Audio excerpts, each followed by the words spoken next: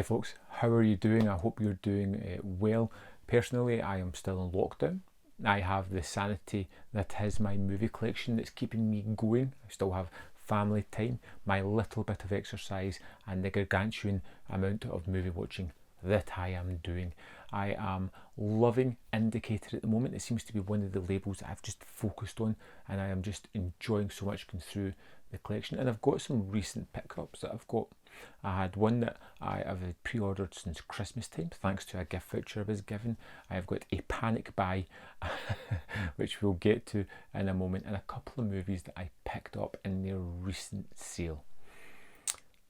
I was remarkably level-headed in the Indicator sale because I thought, I'm only going to buy what I want to watch, and I bought 2 movies. So let's get to them first.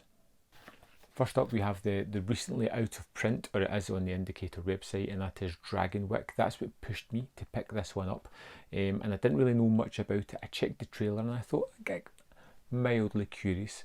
It's a kind of gothic melodrama. Stars an excellent young Vincent Price, Gene Tierney, as these people who live in Dragonwyck, which is a manor, and there is some supernatural, there are some psychological elements. It is a tale of achieving your dream and discovering it's not entirely what you wanted.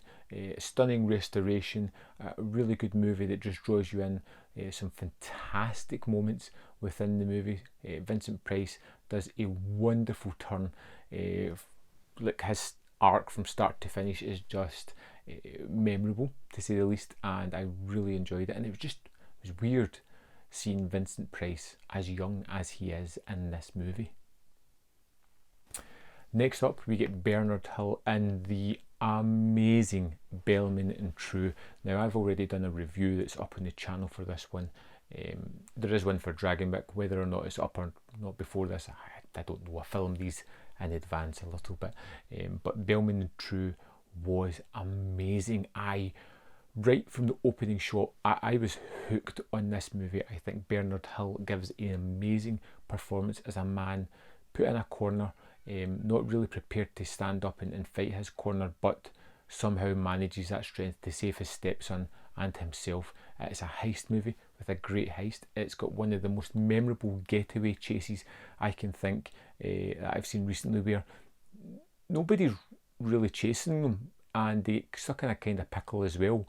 It's a frustrating yet kind of funny predicament they end up in. But man, Bellman True is one of the best discoveries I've had on Indicator as yet. This was a pure, unadulterated joy, something I've been raving about since I watched, something that I can thoroughly and highly recommend.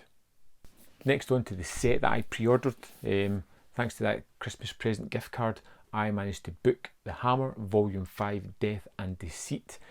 This was one of the ones I was a little bit trepidatious of because I knew none of the titles whatsoever. Visa to Canton, The Scarlet Braid, The Pirates of Blood River, and The Brigand of Kandahar. None of these had ever been on my radar. 3 of them are directed by the same guy. 3 of them have varying degrees of Oliver Reed performance in them, and this was a remarkably solid set. I really loved all of these. There was only one that took me a little bit of time to get into, but once I did, I enjoyed it. They're all set over various time spans. They're all kind of similarly themed adventure kind of stories. My favourite was Visa to Canton, which I just utterly loved from the moment I stuck it on. I was just hooked on that tale. This is one of the more well-rounded Hammer sets for me. There's not a duff one in amongst the bunch. I would say that all 4 of them are almost on par. Visa to Canton just a little bit above because of my preference. I think they're all excellent and highly recommended. It's another amazing set from Indicator. Last but definitely not least is that panic buy, that movie that I was just unsure about picking up, which was Night Tide, Dennis Hopper. When this came out in January, I thought about it, I deliberated, and I ultimately decided, you know what, I'll hang off because it probably won't sell out that fast. Well, I was wrong. When the Indicator tweeted that they had sold out on their website of this and there was only a few copies out in the wild, I immediately panicked and ordered it from Amazon. and then it came in. And it's one of these really weird stories. It's about a young naval officer who is on shore leave, who falls in love with this young woman, Mora, who is a little bit aloof, a little bit weird, but open to the way he's initiating himself, and they kind of start a relationship. And she works on the pier as a mermaid. She dresses up, sits in a tank, pretends to be a mermaid for, just that's her job. And she kind of loves the ocean. She has an apartment that overlooks it. And they just start to date, and it's a kind of falling in love. You get this young innocence of Dennis Hopper's character as he just kind of meets this woman, falls in love, gets infatuated, and discovers that there's something not quite right about Mora. There seems to be a little bit of a weird history. There seems to be some rumours about her, and it becomes a kind of test of, is she or isn't she a real mermaid? And it sounds kind of wacky, but it's a little bit more conventional than it first comes across. And you get Dennis Hopper as this wonderfully young naval officer who's just bright-eyed, bushy-tailed, eyes are wide to the world, just looking to experience new things. He's in a new location, he's just loving it and falling in love. And it's such a quirky kind of movie. Very different from anything else I'd seen at the time that this came out. It has a kind of jaunty score, has moments of horror within it, but it's a kind of love story at its heart as well, with a kind of biting end that I didn't really see coming. For me, I really, really enjoyed Night Tide. I didn't think I was going to. I'm really glad I picked up this set now, because the second disc is limited to this, and that is a lot of Curtis Harrington's short films. I think there's 6 of them on here from various lengths, from 10 minutes to 40 minutes.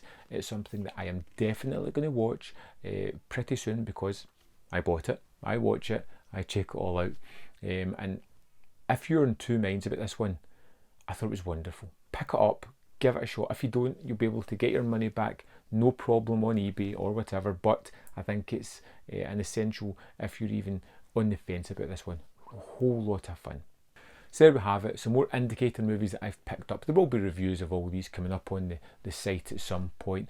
I'd love to know what you've picked up recently. Hopefully you're still staying safe, and I will speak to you the next time I've bought some more movies, which, considering the lockdown we're in, might be fairly soon.